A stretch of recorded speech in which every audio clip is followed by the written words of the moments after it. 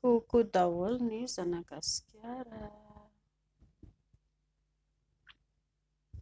Tonga soko daholo na rehetrarehetra fa vaovao tsara be ihany tsy maintsy omeninareo dia ny hoe misy dokotera manena ilay fory ve eto Madagasikara. Aiza ny tokony atonina fa malalaka loatra ilay izy. Ny vehivavy efa nisy fidohotana aloha tany nataoko adresin'ny gynécologue eto Madagasikara. Misy koa any ambadimbadika any fa mbola tsy hitako ilay izy. Miezaka any amin'ny karokaroka ilay izy dia hozaraina aminareo. Fa hosoratako eo amin'ny commentaire io ilay lien dia jerenareo ilay lien dia hitanareo ao ny numéro sy ny adresy misy anazy. Fa ny dokotera gynécologue rehetra fe dia mandidy fory daholo dia tsy marina.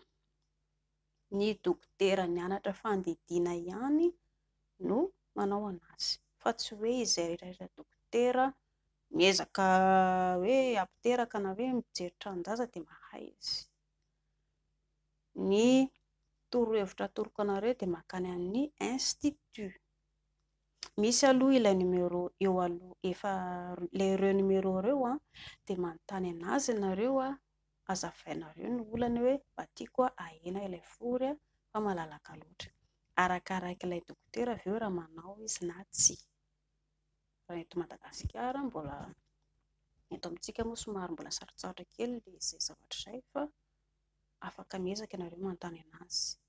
Fa any amin'ny institut, makany amin'ny institut ianareo dia mijery gynécologue any amin'ny institut manontany an'zareo hoe raha misy ny manena ilay fory dia izay dokotera manam-pahalalana nianatra momba ny fandidiana no mandray anareo.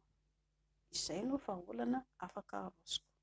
Mbola hikarokaroka ihany ako hitady ny numéro sy ny dokotera mety hoe afaka manao an'ilay izy dia mba hozarainareo eto raha ohatra ka hoe mahita.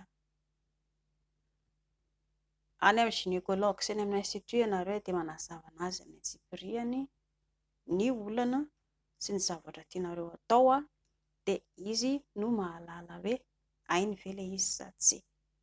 Gynécologue no andehaninareo na any amin'ny institut satria any amin'ny tranonjaza no aleha. Tsy hoe any amin'ny dentiste akory. Ny dentiste dia nifiny ataony. Samy manana ny asany daholo ny dokotera rehetra. Ohatra ny maso, mpitsabo maso dia any maso ihany no fantany fa tsy mahalala zavatra ankoatra ny vatana izy. Izay izany no asa nataony. Raha any amin'ny gynécologue dia ny tranonjaza, resaka momba ny tranonjaza rehetrarehetra sy ao amin'ny lavakory no hainy dia manao izy. Tsy hoe ilay rasazy fampiteraka akory hoe izay rasazy rehetrarehetra fa miankina amin'izay. Ny dokotera any amin'ny mpandidy césarienne, zareo zao dia mianatra momba fandidiana.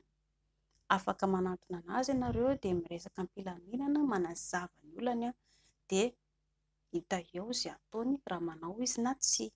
Tsy voatery hoe tsy maintsy hanao izy akory satria mahay mandidy amin'ilay resaka césarienne fa raha manao izy dia afaka atao, raha tsy manao izy dia tsy manino.